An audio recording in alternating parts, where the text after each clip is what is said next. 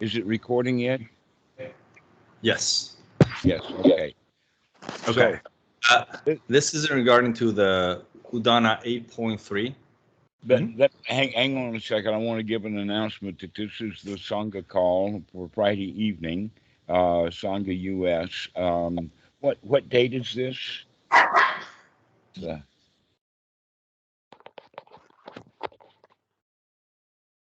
It's a 428. Friday evening is on the 28th. Yes, and the calendar here shows the 29th. So, welcome everybody. We're going to start off today with Harold having a question about a sutta. Yeah.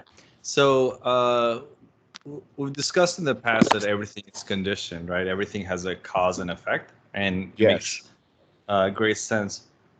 There's one sutta where the Buddha in Udana 8.3, where he's like, monks, there is a unconditioned, something that is, let me pull it up here. There Okay. is monks an unborn, unbecome, unmade, unconditioned.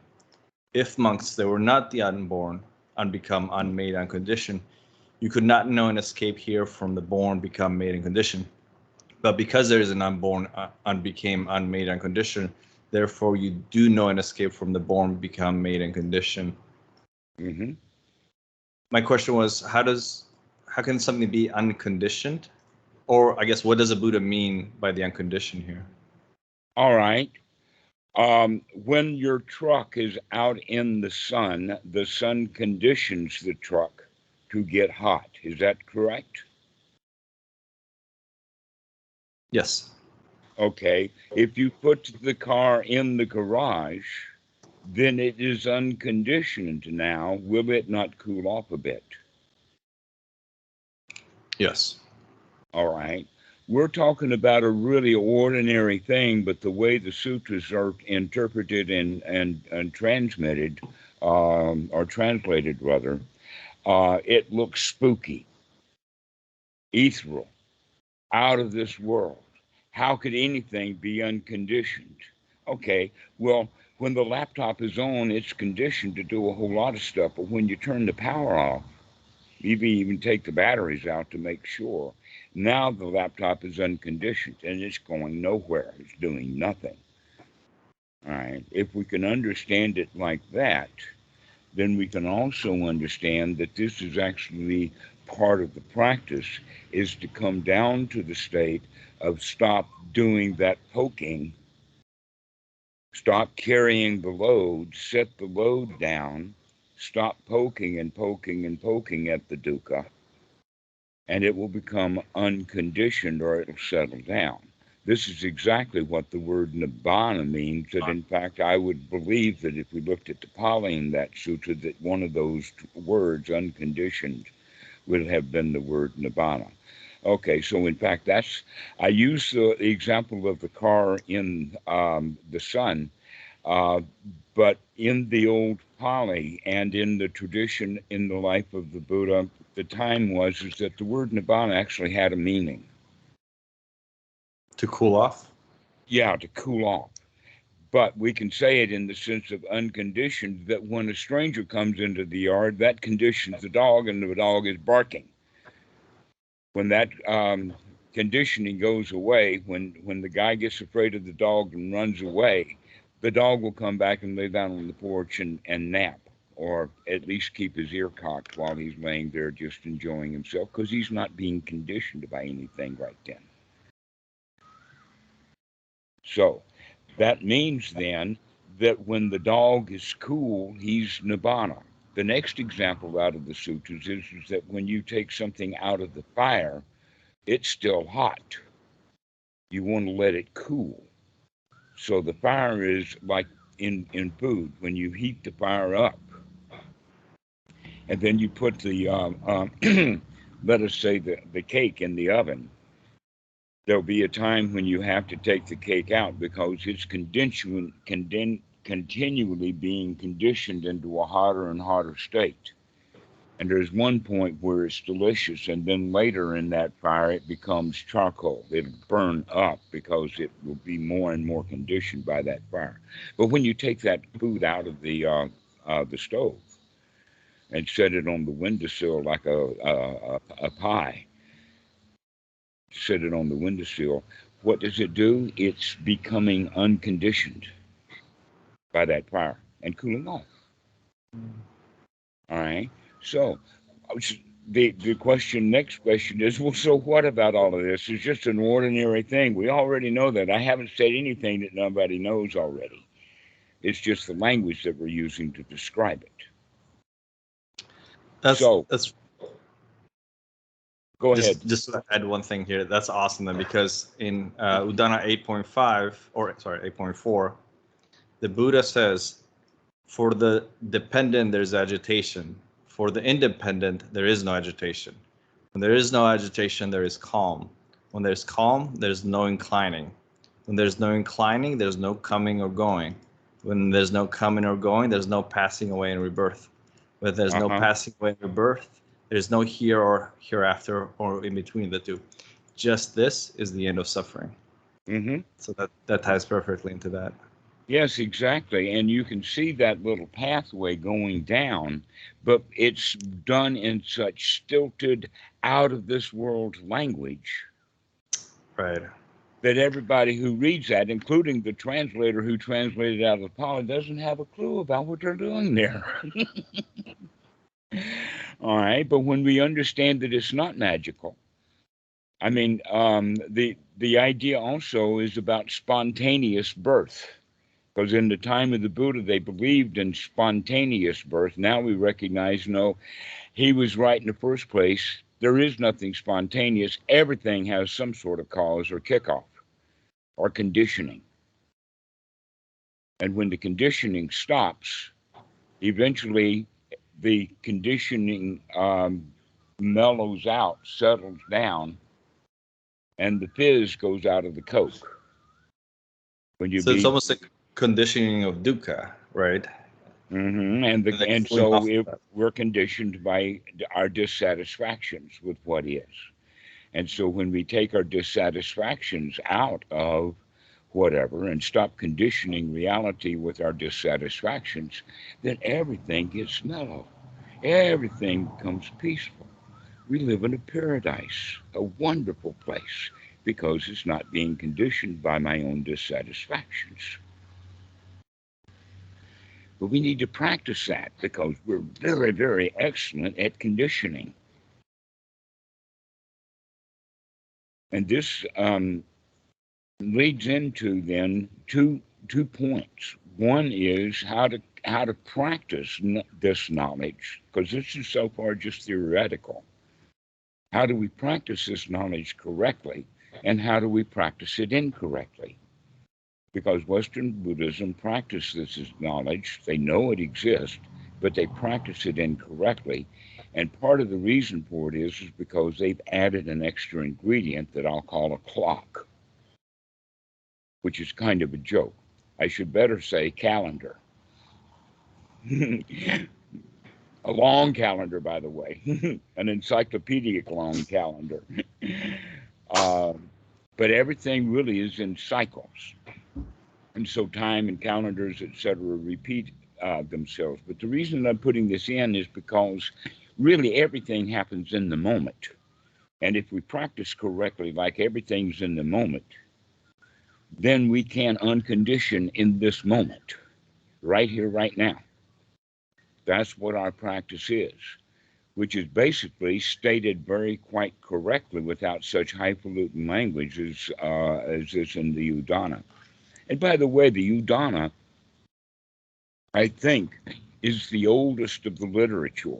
The Dhammarato Nikaya is dated as around the time of the Buddha's death, to where the Udana already existed, possibly not just as chanted material that the monks did, but also written down. And so it's actually in perhaps an older language or an older Pali than what we find in the Majjhima Nikaya. And it could have been a different village or a different dialect. Okay, so there's some differences in there that many of the translators don't take into consideration. So, um, we also can understand, oh no, that's not true. The Udana is not older than the Majjhima Nikaya in the respect that the Buddha's original teaching, the movement of the wheel of the Dhammacakkappavattana Sutta, is where the Eightfold Noble Path and the Four Noble Truths are actually introduced. It's almost like that was his first teaching, and that the Udana, wherever it came from, did come later.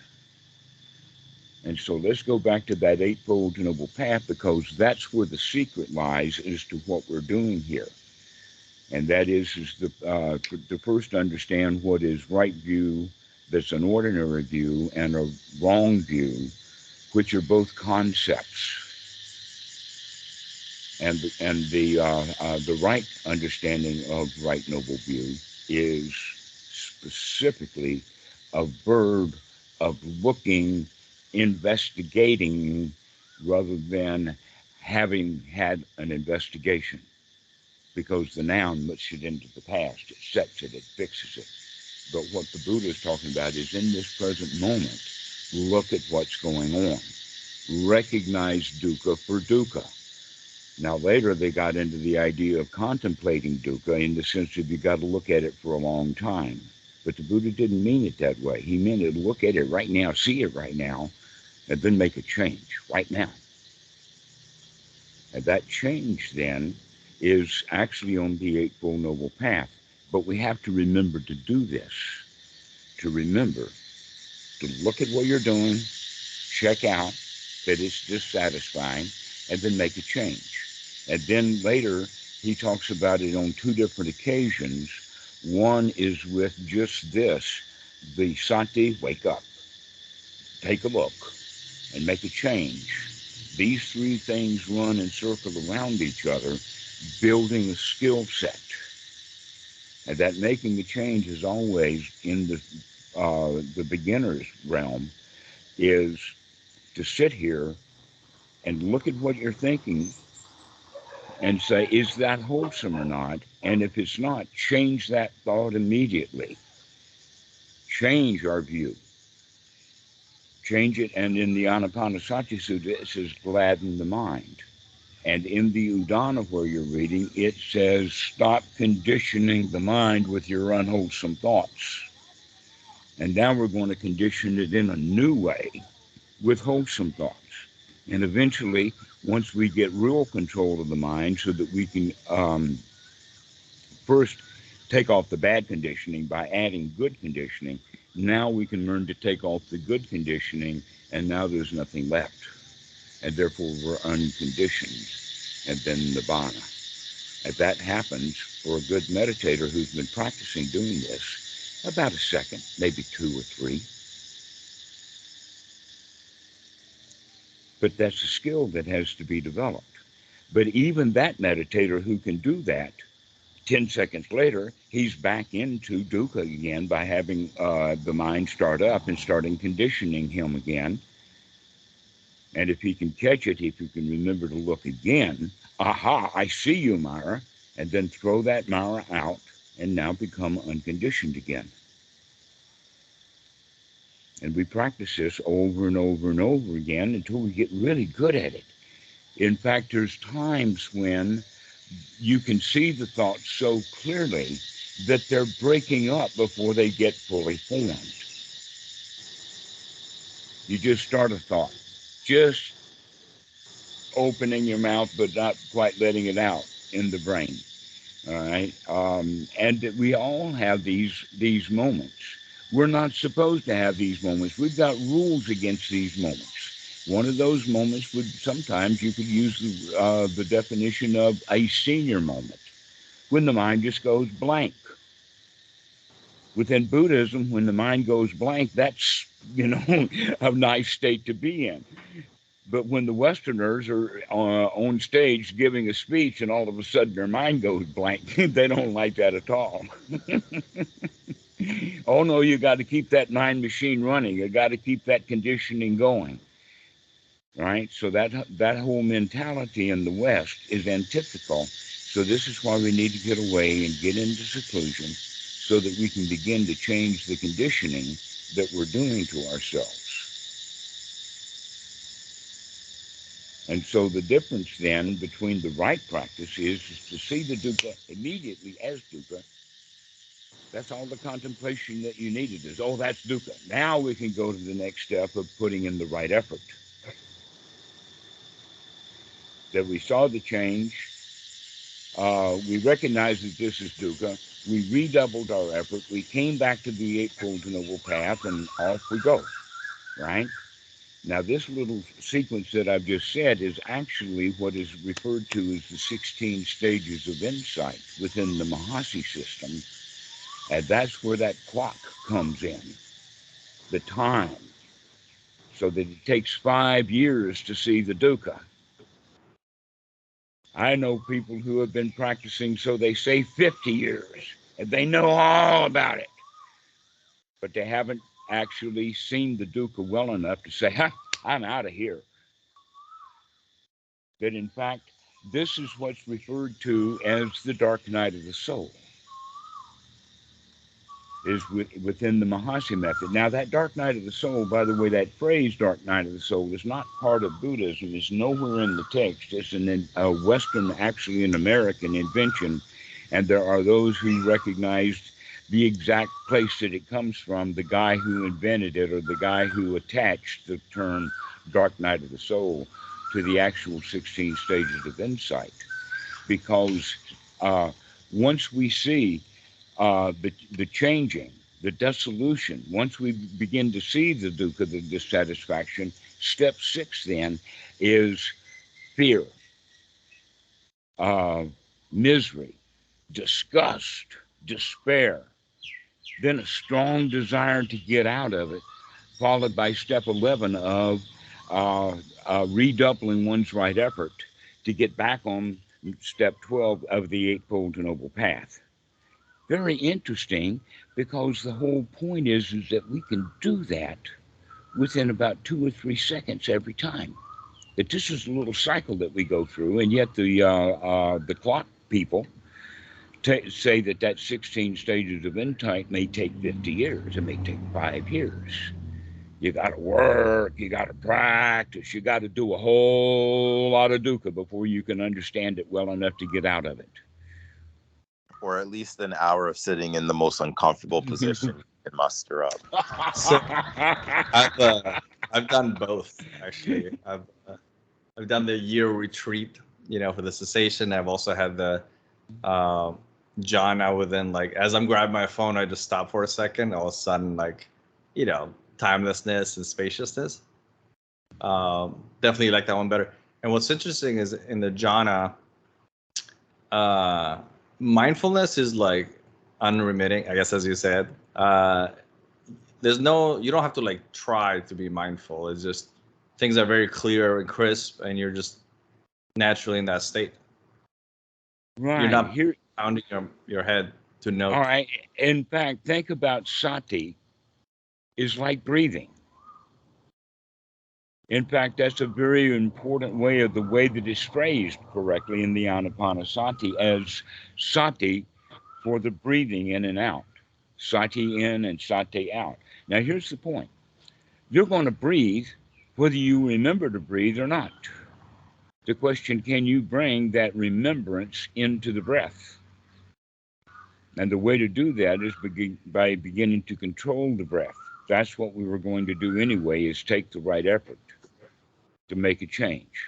And so we're actually going to make that effort to make a change to the breath right then and there. And that's taking the old conditioning off and putting a new conditioning on, which takes us out of tension into relaxation for the body. So this breathing thing happens automatically, and yet some students will come back and say, oh, that breathing technique you gave me is so much work.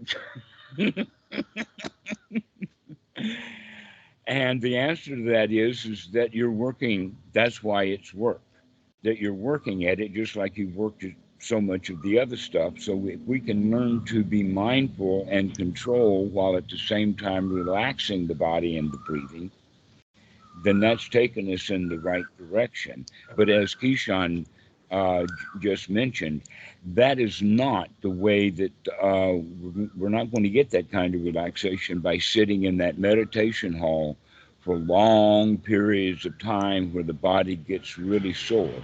I guess they have the idea that that's how you contemplating dukkha is by sitting there long enough so that the body becomes quite painful.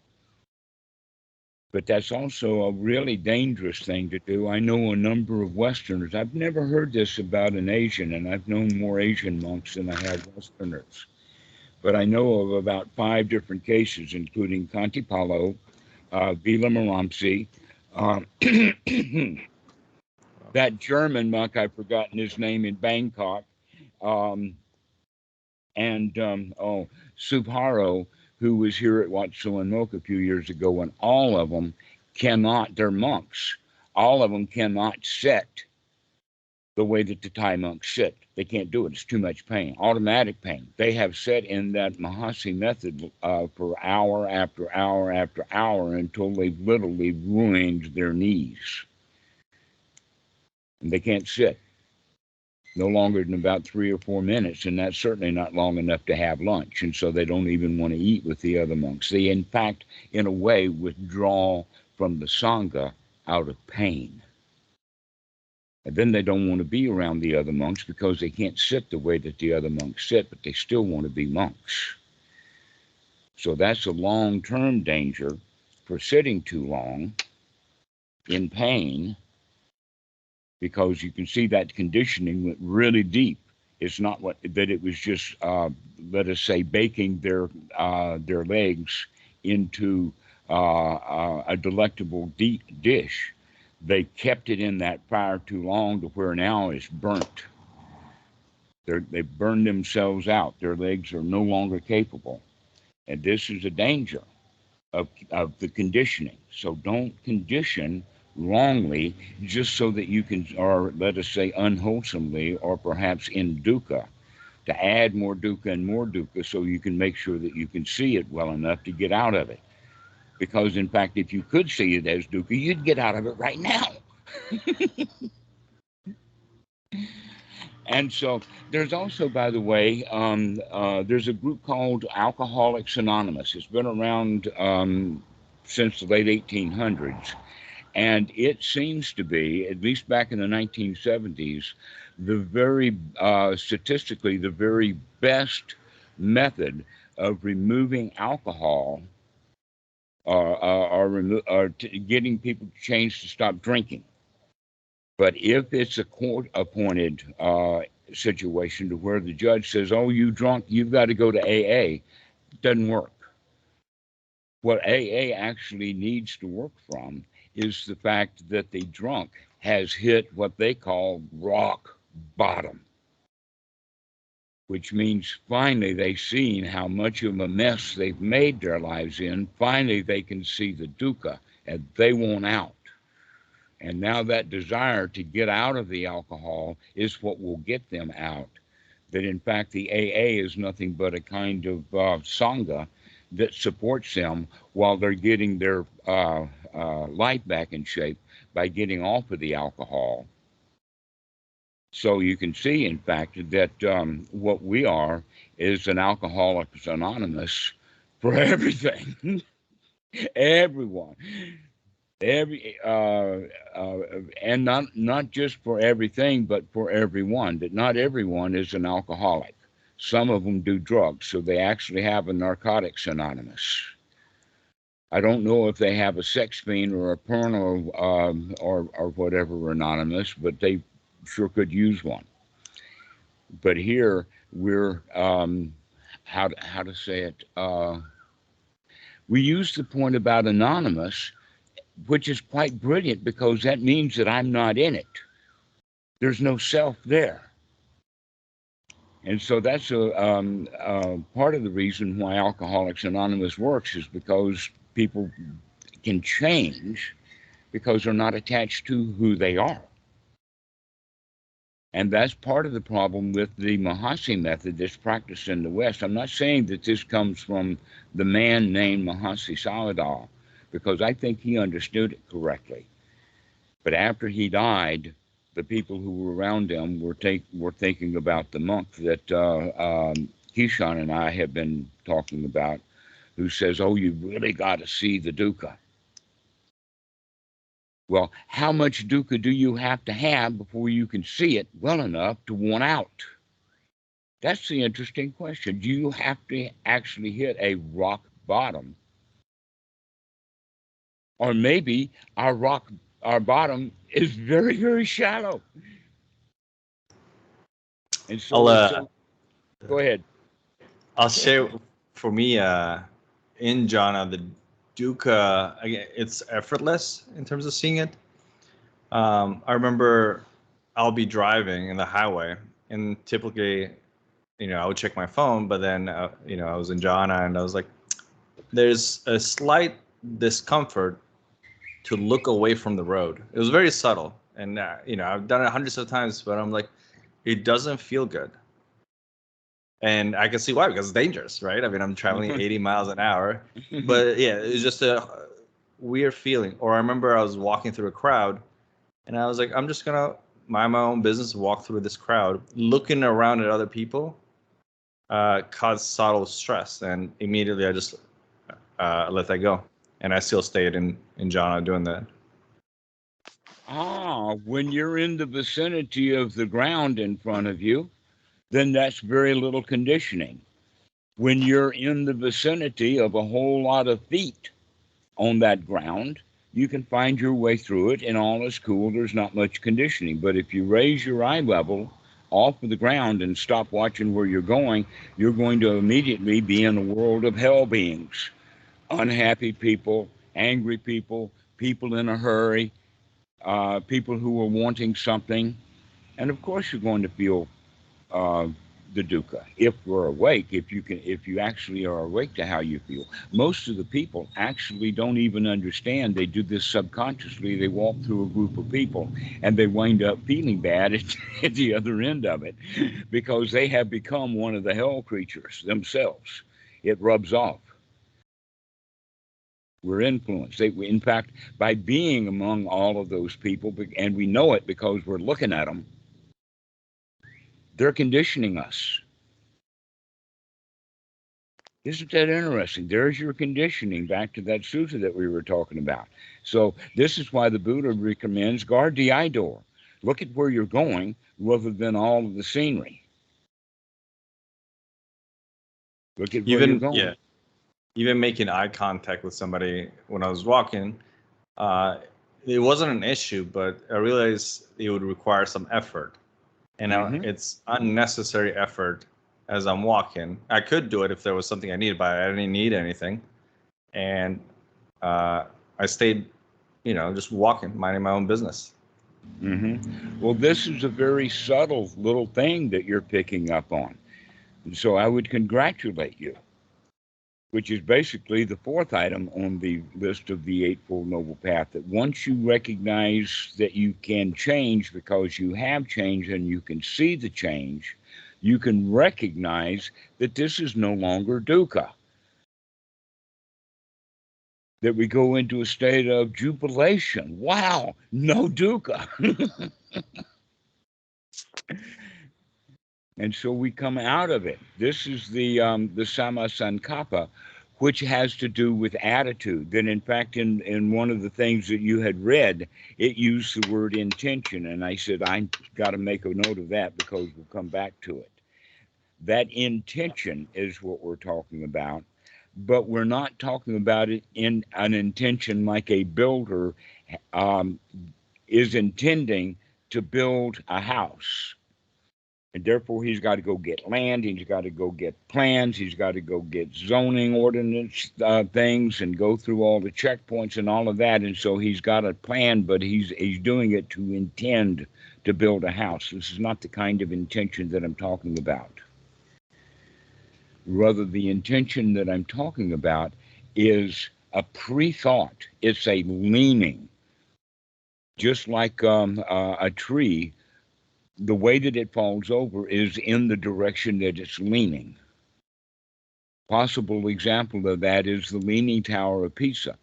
Now, the city of Pisa actually has spent hundreds of millions of dollars to shore up the foundation strong enough so it will leave the tower leaning, because it's a world-class art or tourist attraction. If they set it up correctly, they could do it far cheaper, far more stably, but then they'd lose their tourism.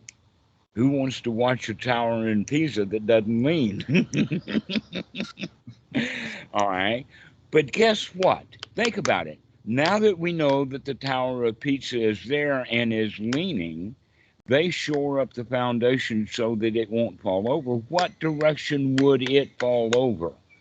If it did fall over, which direction would it fall over? Would it fall over into the direction that it's leaning? In other words, you can see this is an example. If this is leaning this way, is it more likely to fall this direction, or is it more likely to fall that direction?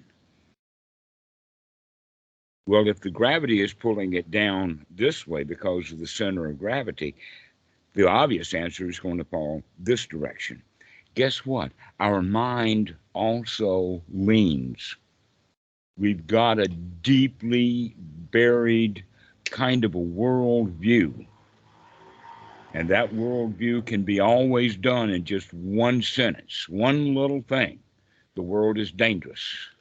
The world's a paradise. The world is somewhat dangerous. You got to watch where you're going. Oh no, the world's too big. You need help. So these one-liners are what our attitude is. And mostly the attitude that we have is the attitude of a victim, which means that which direction are our thoughts going to fall in? They're going to fall in the direction of the mind is leaning. And so if we have the attitude, or if we have the world view of the world is dangerous, we're going to go around in a state of fear and have thoughts of dangerous things, right? If we have the world view that the world is disgusting, then our thoughts will be in that regard. But if we have the attitude, the worldview, that everything is okay, everything's hunky dory, I'll just relax and watch the show, then that gives us a new kind of thought system.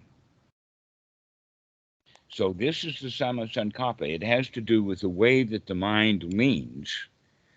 That's what we mean by the intention. What is the intention of this tree? Its intention is to fall this way. If it's leaning in this direction, it's not going to fall that way. It has to be leaning in that direction to fall that way. And the mind is that way too. So basically, what we begin to do is with intention. We start to practice with the intention of having wholesome thoughts. And then when we have an unwholesome thought, that's because the intention was leaning in the direction of that unwholesome thought. So in fact, this leaning thing is not a permanent. Everything is fluid. Everything is changing until we begin to take a control of it and recognize that our original intention was to have a wholesome thought, but now I'm having an unwholesome thought because the intention changed. But if we keep having wholesome thoughts and wholesome thoughts and wholesome thoughts, that's like shoring up the foundation so that we begin to have more upright intention. And because we have more upright intention, in fact, because the tree is not being conditioned by gravity, it doesn't fall over. So that's back to that first sutta. If our intention is upright, then there will be no conditioning done. The conditioning is the thought or the feeling that we have, but it too was conditioned by our attitude.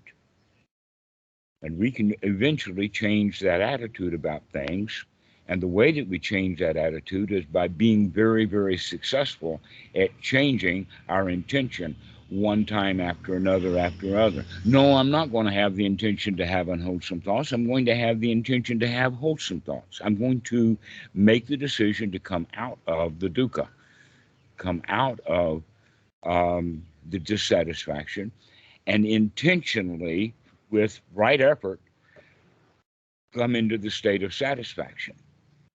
Because we're manufacturing a new kind of intention rather than using the old kind of intentions that kept us as a victim. We started off as a victim. I started off as a child. Did anybody here start off as a full grown adult? No, we all start off as a tender infant. We are, in the very beginning, completely dependent upon others. We're a complete victim. We're completely helpless, can't defend ourselves from anything. And then as the child grows to age 3, 4, and 5, now he's ordered around. Oh, go pick up your toys, do your homework, this kind of stuff, all on and on.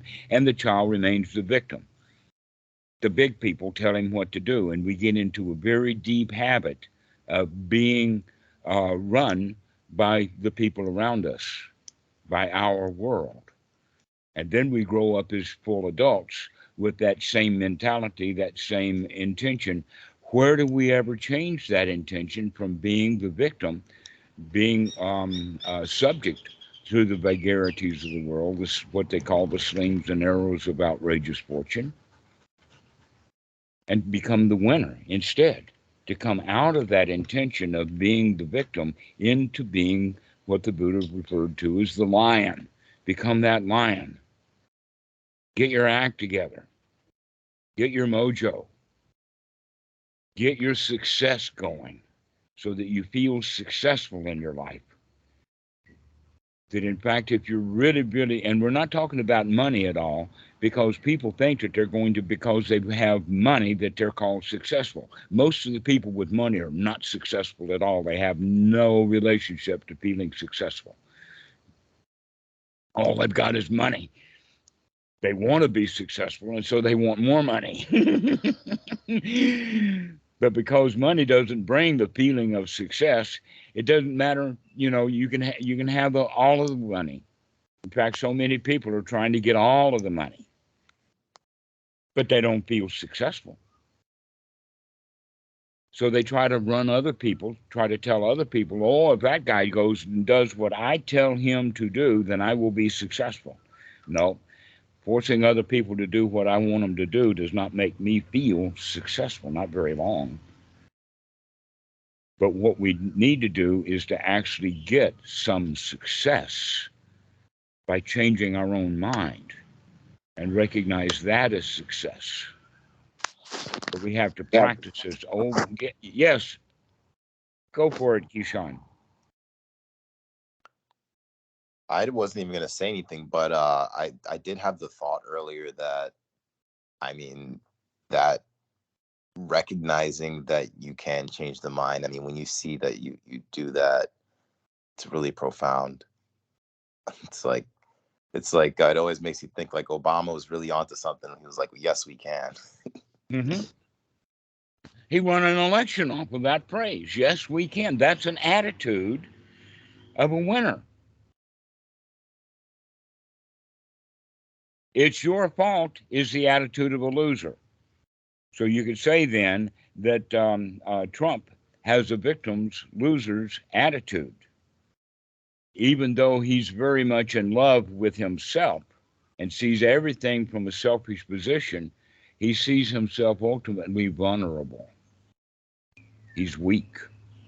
And look at all the people that are chasing him around because he hasn't been able to see dukkha, not real dukkha, that anything that he's dissatisfied with is somebody else's fault. So that's back to being the victim again. That really one of the understandings about dukkha is that, oh, it's something that I am doing. I am conditioning.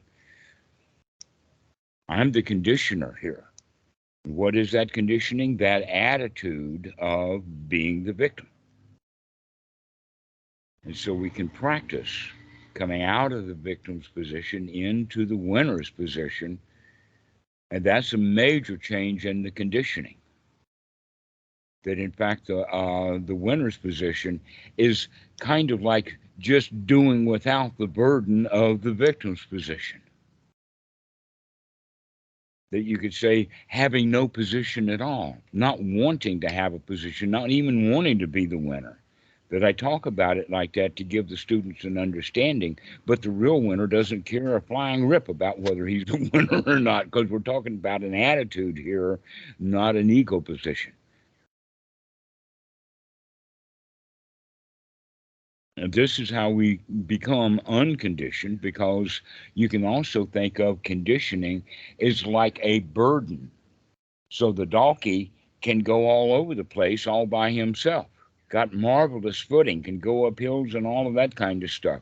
But donkeys don't have such sure footedness if they're laden down with pots and pans and dynamite and all kinds of baggage that the donkeys used to have to carry.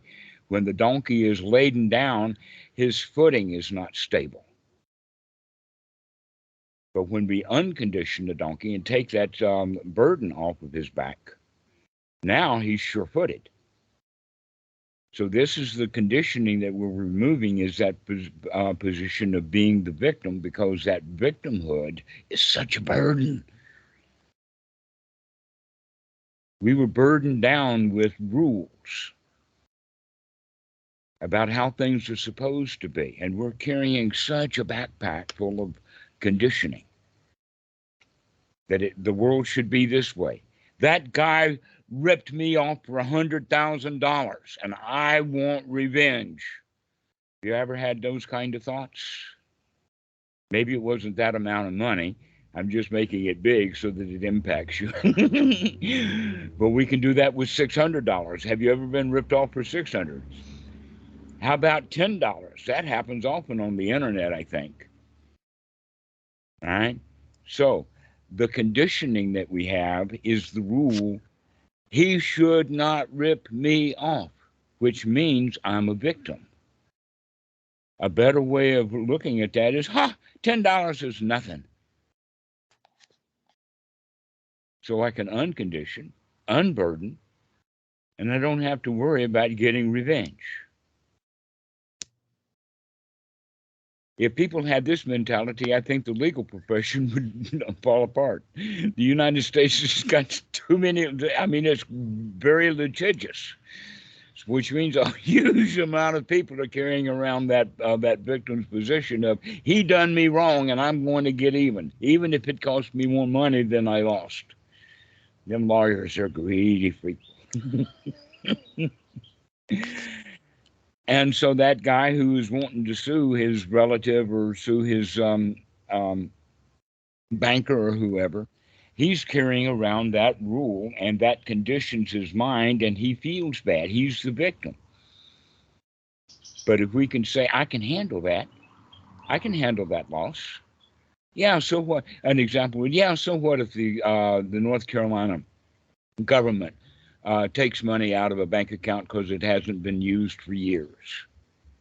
Because I lost $2,000 that way about 5 years ago, 10 years ago or so. But I didn't condition myself with it because I hadn't used that money in so many years that they confiscated it. So why should I feel bad now about that $2,000 when I haven't even been using that $2,000? It just poof, it was gone, and I thought it was there. How dare the United, or not the U.S., but how dare the state of North Carolina steal my money? When in fact, they didn't think that it was mine. They thought it was an abandoned account. All right. So this is just many examples of this idea of conditioning. And yet, why should we contemplate that as dukkha and dukkha and dukkha and dukkha, and see this dukkha is connected to that dukkha, and oh, I really hate that banker, and I am going to go all the way through a lawsuit, and it's going to cost me $30,000 to get that $2,000 back. All right. This is the idea that we have, and that we can, in fact, become unconditioned by changing the rule system.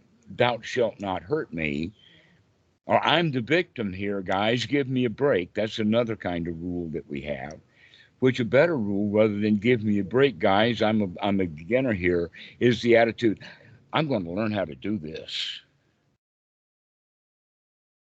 That's the right attitude. Not you guys give me a break. Oh, I need a second. Oh, I struck out. I need a third. I need a fourth strike. Just one more round. And unfortunately, the world doesn't work that way. But what we can do is we can accept the way things are without having to have a bunch of rules about it. Oh, I'm the batter. I should be able to hit that ball. It's just another rule. And it's not the skill of hitting the ball. What we need to do is to get out of the game, or let us say change the circumstances so that the kid practices batting enough so that he was good at it.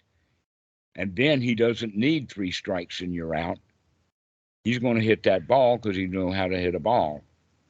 And so this is the way that we stay in that mentality of being a victim, of wanting a do-over, wanting a second chance, feeling bad because we failed at something we don't know how to do, when all we have to do instead is practice, practice, practice baseball, practice catching, practice throwing, practice the piano, practice the flute, whatever it is, it's practice, practice, practice.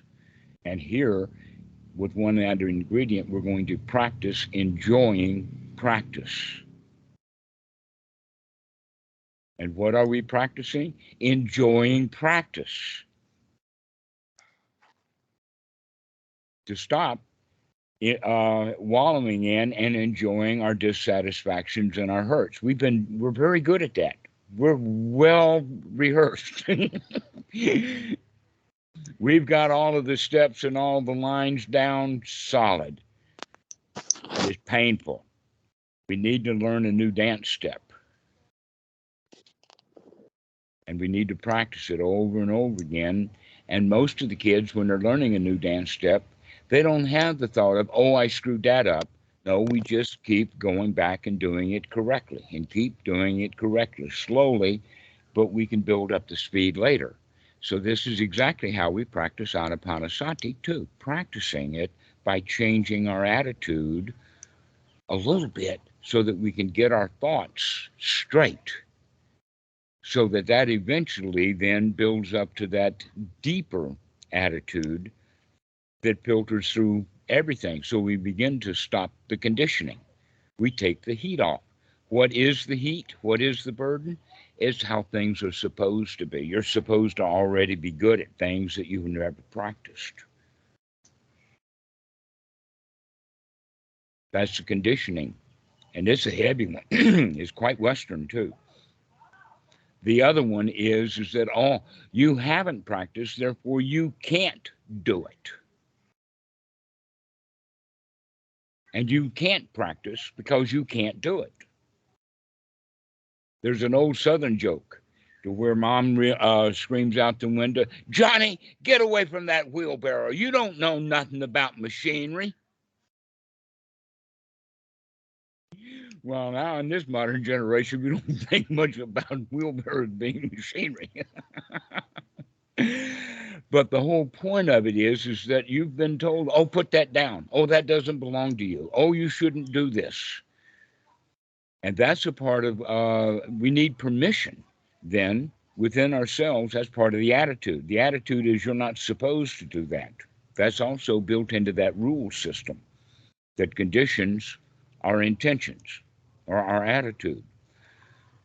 So ultimately, if we give up all of that silabhata paramasa, is the Pali word for it, a fetter, and start living in the present moment in the reality unconditioned by our past rules, then nibbana is within vicinity. But if we're constantly being conditioned by our own past, then we're going to stay hot. We're going to carry a burden. We've got a load here. And it's really easy to do this. This is the easiest thing I know how to do, is to stop working, to stop working at it, to just set it down and say, oh, wow, what a good day this is. I don't have a thing to do. Maybe talk to some friends, but other than that, it's just another day off. And that's the attitude that you can develop. You don't actually have to quit your job to have that attitude, but beginning to have the attitude that, like work days and weekends, have the attitude instead, every day is a holiday. Uncondition it from your day, from the conditions that you have from it. Take a day off or have the day itself be a day off where it's not conditioned. And it's actually holy because it's whole, it's not conditioned by thoughts about the weekend. I mean, a lot of people say, oh, well, the weekend is a holiday. Oh, no, it's just the weekend. It might be a break. But a lot of people do a whole lot of thinking and working and whatnot mentally about what's going to happen on the work day on Monday. And so it really is not a day off. In fact, people take vacations, sometimes 2-week vacations. And where do they go? They always think I've got to travel. They can't just take the 2 weeks off and actually be off and lay in bed and just, chew bonbons or something like that for 2 weeks and, wow, just enjoy myself. Oh no, they got to travel. They got to go to an expensive resort. And then they've got to go to the treadmill because the resort got a treadmill. They got to go to the beach because the resort's got a beach. They got to go to the musical because the resort's got a musical. Whatever it is, and by the 2 weeks is over, now we need a vacation from the vacation. And work sounds like a vacation now.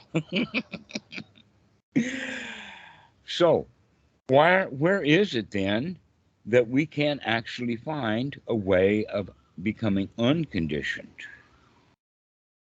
Is through the relaxation. And we can practice that right now. We don't have to wallow through decades of dukkha, whether we're mindful of the dukkha or not. Dukkha is dukkha. And being mindful of the dukkha is not enough. You can see it, yes, but the Buddha recommends more of the Eightfold Noble Path than just seeing dukkha for dukkha's sake, as for what it is. We got to make the right effort. We got to make a change here.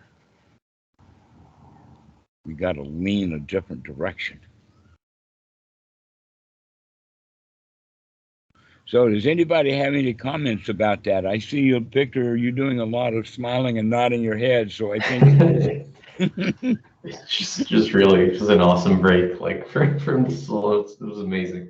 But I was actually looking up like on Reddit, like about like Christianity and like redemptive guilt or redemptive like suffering, and because it's something so pervasive, and it just really helped me sometimes just understand like the way sometimes like society actually works. So people there, they're like, oh, because Christ suffered for us, so you must suffer. In a way, it relieves him from suffering. So it's definitely like this attitude. And it was just like a rabbit hole. And it was like people actually just writing that out, believing that. But it's also like very pervasive without people even being aware that it's actually like just a culture. So all of that, what you were saying, just definitely just goes against it. So it's definitely like it's just refreshing to see like the contrast, because otherwise you're barely aware that it's like a cultural aspect and it actually happens like to us. So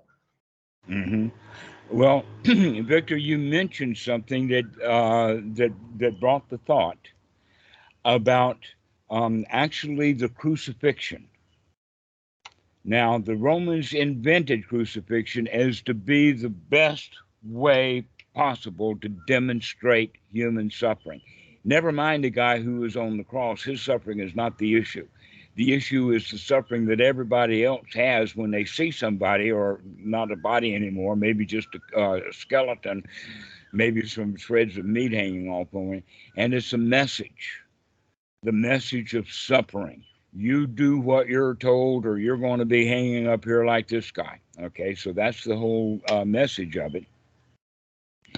And Christianity has nailed that down solidly. Now, the message is that Jesus died for your sins. And so he had to suffer really, really big and take all the suffering away.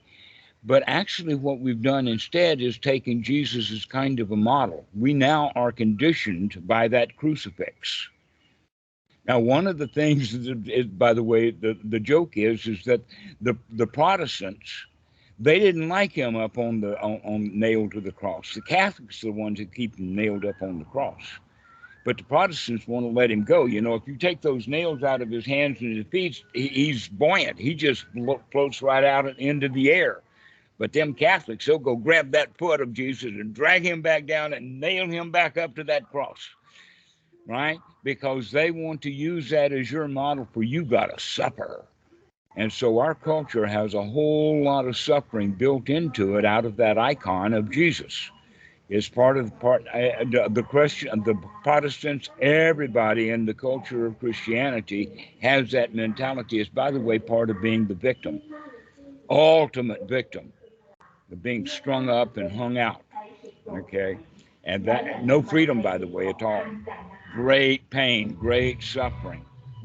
So recognize that you actually nailed yourself up too. We condition ourselves. We feel bad. We get that bad feeling from the culture. It's built into the culture. Just like walking around and seeing all those people. Well, guess what? Many of them are right in that moment being conditioned by not the thought of Jesus being on the cross, but because they have been thinking in the past and they've got that conditioning or that leaning built into their sankara or that sankapa.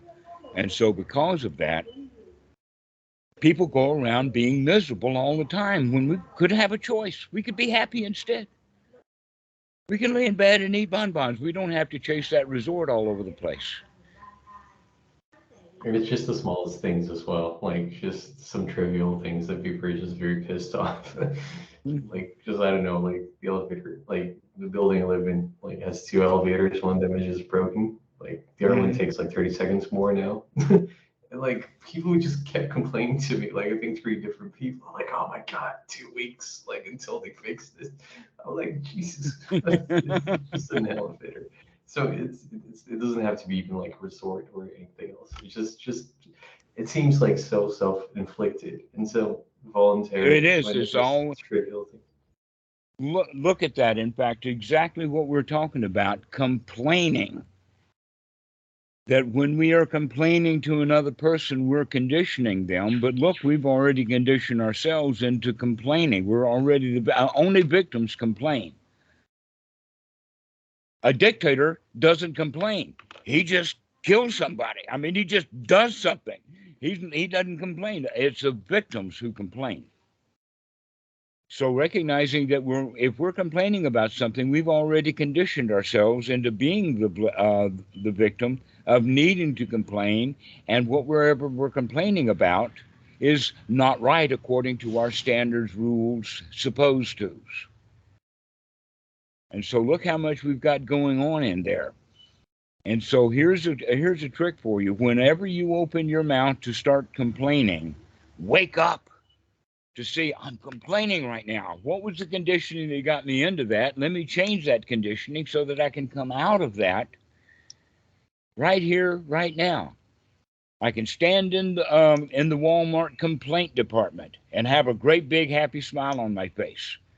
But most of the people who are there that are returning stuff, they call it a complaint department because people are there to complain about the item. They would rather complain than just get their money back. And so what kind of attitude would you have when you return merchandise that you don't want? Do you have to complain and feel bad? Or you can just get your money back? Hey, you're getting some money. Feel good. Instead of feel bad because you were dissatisfied with the item. So this is just one example. Now we can recognize that we complain to our kids, we complain to our family, we complain to our partners. We just go around complaining. Why me? Is that kind of complaining? Except that this complaining is the big one. Why me? You know, well, I don't have anybody around here to complain to. Maybe there's somebody up there that I complain to him about. I call it prayer. You want God to fix his plan because it's broken according to my plan. And so guess what? It's a whole lot easier for you to change your own plan than to make God change his, or even to make the U.S. government change their plan. You can't do that, but you can change your own plan. We can change. We can change we can change that conditioning down at the basic level. That thing that happens moment by moment by moment. So this is what sati is all about: is wake up to see what's exactly happening right now, because that's the only change we can make. Is what's happening right now.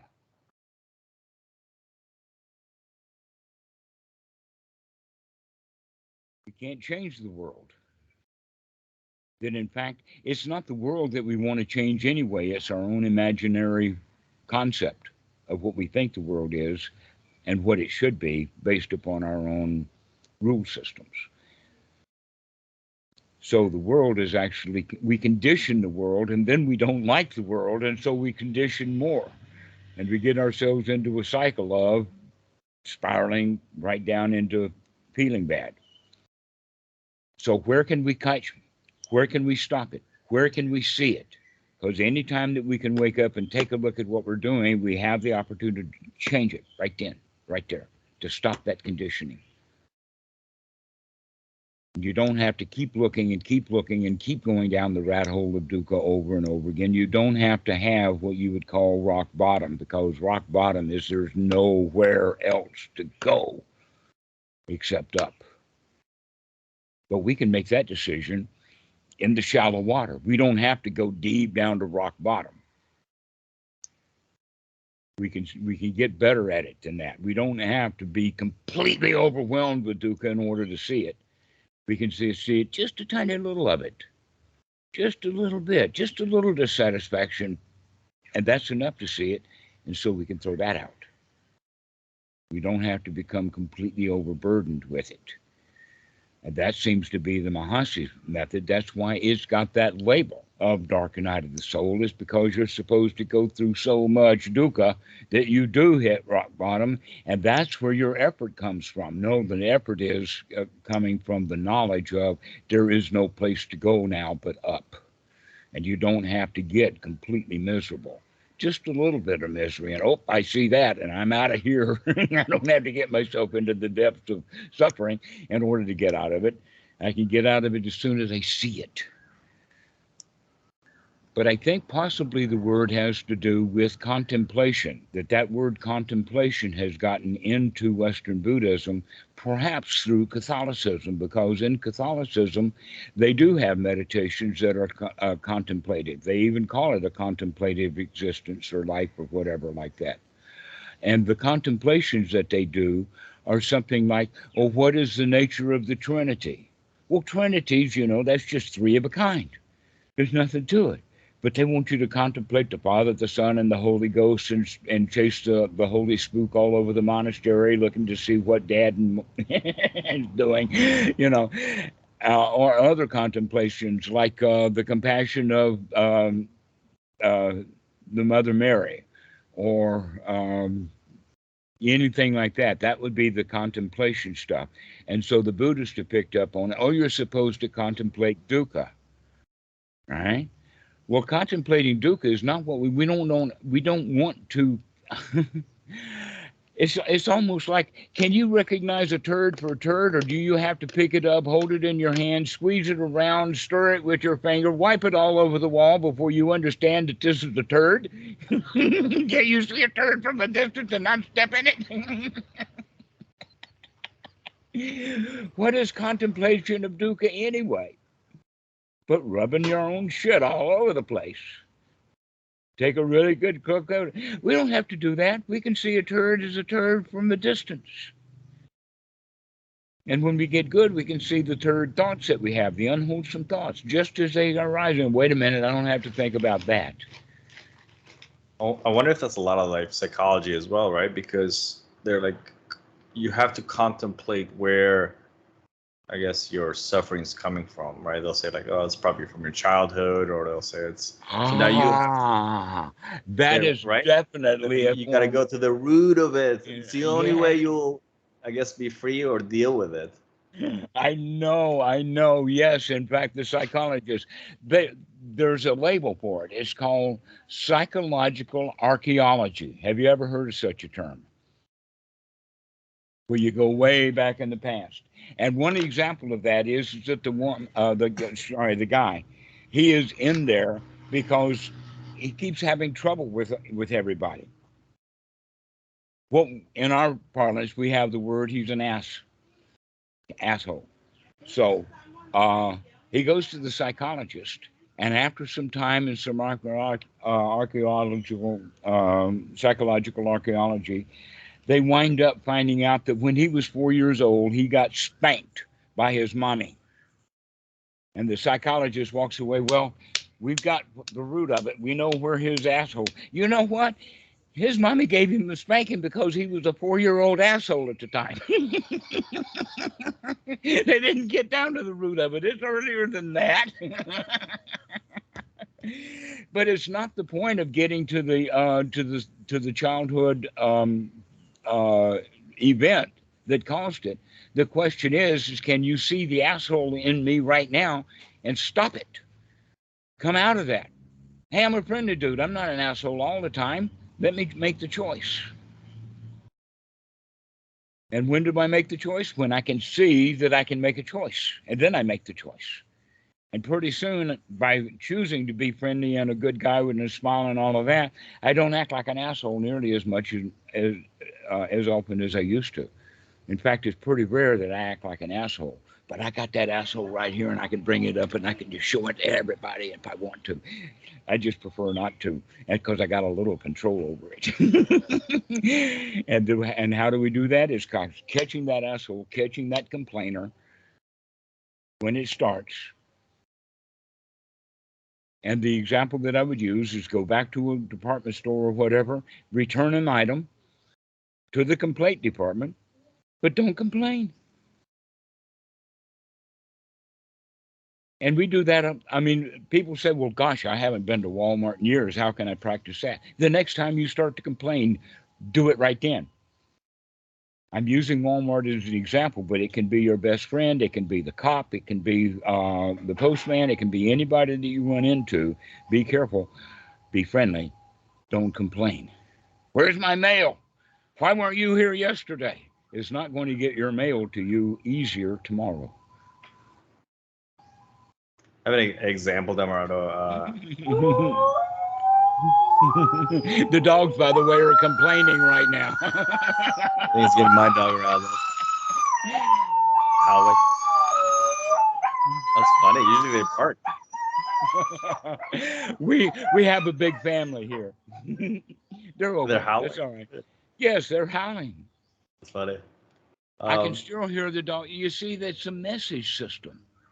It passes through. The dogs hear dogs way over there howling, and so they'll howl a little bit. And now the whole island is howling for a second or two, just in various places like that. Now all the dogs are, okay, what's happening? I'm awake. I'm here now.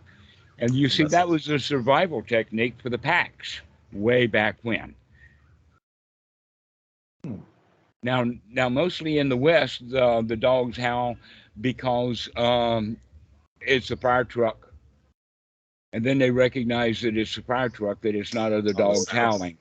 Yeah, the sound that they hear. When they figure out that this is just a machine the humans came up with, then they stop howling about it. But here on this island, we've got a communication system with the dogs. Because I've listened very carefully, and I can see, oh yeah, when these dogs stop howling, those dogs over there are still just howling just a little bit. And then those dogs over there are going to start howling. You know, it's amazing. That's very cool. But yeah. Well, it's their conditioning system, and they condition with that communication method. It's quite natural. The pets in America are not quite that natural, but the dogs on this island, this is a pretty natural environment. Yeah. No, there's hardly any fences anywhere on the island. It sounds very relaxing.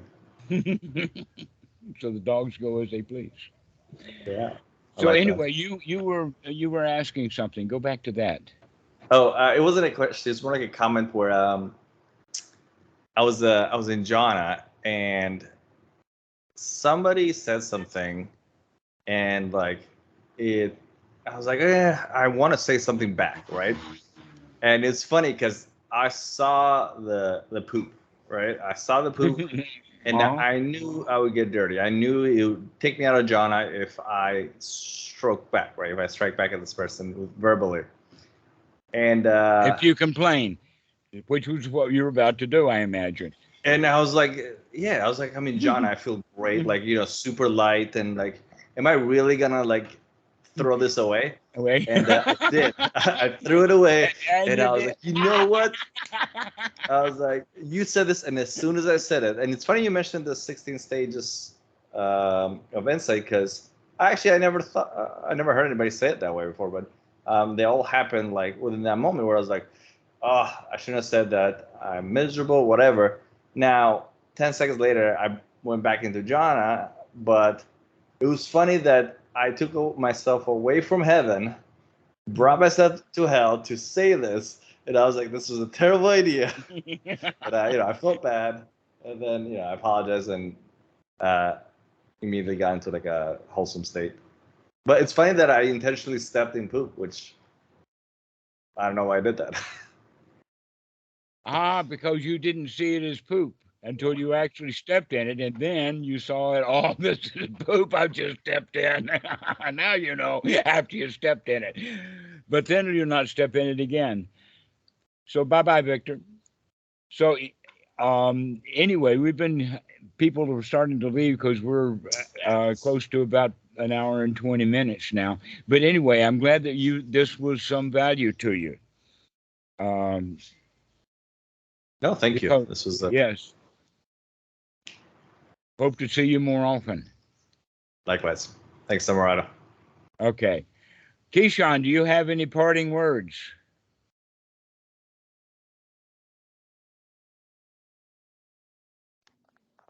None in particular. I mean, you hit the nail on the head. I think with a lot of the, I guess maybe one thing is how did the Western contemplation term sort of infiltrate, maybe like Thai, you know, he's using and monks. He used that word because he's learning in English, and guess where he learns his English is from the Westerners, and so he probably understands Pali and the Thai way correctly, but when he's talking to a Westerner in English, it's all gotten backwards because of our language, and he doesn't quite understand what he's saying. That's exactly the same thing that I could see in the early days with Santikaro, was that he didn't quite understand Bhikkhu Buddhadasa when he translated it into English. And the Bhikkhu Buddhadasa didn't know enough English to be able to correct him. And so it's still back to that issue of lost in translation. So he's heard contemplation before, and he probably doesn't really understand it. He probably is using the word contemplation when in the Thai language he would refer to the word possibly as noting or seeing, recognizing. But he's using the word contemplation because I think I asked him to define the word contemplation for me, and I think he did pretty accurately use some adjectives or some similar words rather. Something along the lines of mulling over or thinking about I think thinking about was how he put it, or something like that. Well, you can think about Dukkha all you want to and still keep stepping in it. Right. And so the actually seeing it before you step in it is closer. But as you say, this is the Mahasi method, and I don't know this interaction. I don't know what things were like 75 years ago, but I do know that just like Thailand has been polluted by television and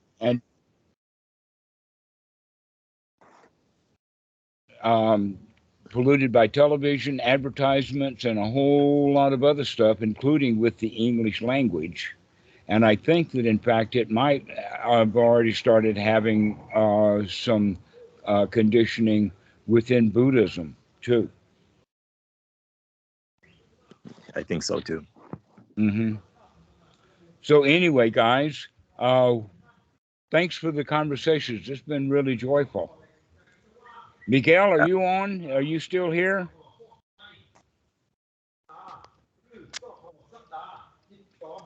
I guess not. All right. So anyway, Miguel, Keyshawn, we'll finish the call now. See you later. Hope everybody has abilities to stop complaining about stuff. See you later, Dhammarato. Oh, Let's See you later, Dhammarato. yeah. oh, Thank you. Miguel, yes, okay, thank you. I'm glad to see you still here. All righty. Yeah, still here. Thank All you. right. Okay, bye Dhammarato, bye.